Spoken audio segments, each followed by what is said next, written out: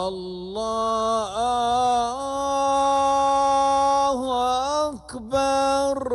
দীর্ঘ এক মাস সিয়াম সাধনার পর মুসলিম বিশ্বে আনন্দের বার্তা নিয়ে হাজির হয়েছে পবিত্র ঈদ উল ফিতর। সৌদি আরবের মসজিদুল হারাম এবং মসজিদে নববীতে পবিত্র ঈদ উল ফিতরের নামাজ আদায় করেন লাখো মুসল্লি। মুসলিম উম্মার শান্তি, সমৃদ্ধি ও কল্যাণ কামনায় বিশেষ মোনাজাত করা হয়। নামাজ শেষে একে অপরের সঙ্গে শুভেচ্ছা বিনিময় কোলাকুলি করেন মুসল্লিরা। সৌদি আরবের রাজধানী রিয়াদের বিভিন্ন মসজিদেও ঈদের নামাজ হয়। উৎসব মুখর পরিবেশে অংশ নেন প্রবাসী বাংলাদেশিরা। ঈদ উপলক্ষে ব্যাপক নিরাপত্তা ও সেবামূলক ব্যবস্থা গ্রহণ করে সরকার।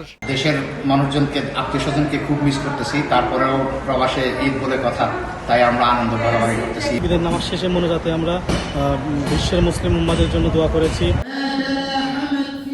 একই দিন সংযুক্ত আরব আমিরাতে হাজারো মুসল্লি ঈদের নামাজ আদায় করেন। নামাজ শেষে একে অপরকে শুভেচ্ছা বিনিময়, কোলাকুলি এবং দান সৎকার মাধ্যমে মুসল্লিরা উদযাপন করেন ঈদের আনন্দ।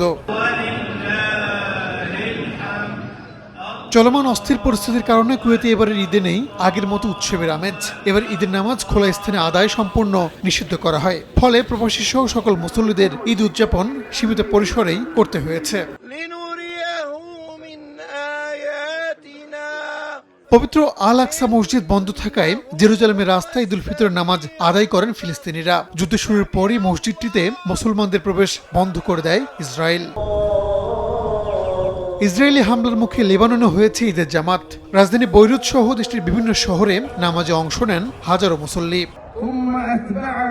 দক্ষিণ এশিয়ার দেশ মালদ্বীপে উদযাপিত হয়েছে মুসলমানদের সর্ববৃহৎ এই ধর্মীয় উৎসব। দেশটির রাজধানী মালের জাতীয় ঈদগাহ সহ বেশ কয়েকটি মসজিদে স্থানীয়দের সঙ্গে নামাজে অংশ নেন প্রবাসী বাংলাদেশিরাও। নামাজ শেষে প্রবাসীদের সঙ্গে কুশল বিনিময় করেন দেশটির প্রেসিডেন্ট ডক্টর মোহাম্মদ মইজু। এছাড়াও বিশ্বের বিভিন্ন দেশে নানা আয়োজনে উদযাপিত হচ্ছে পবিত্র ঈদ উল ফিতর।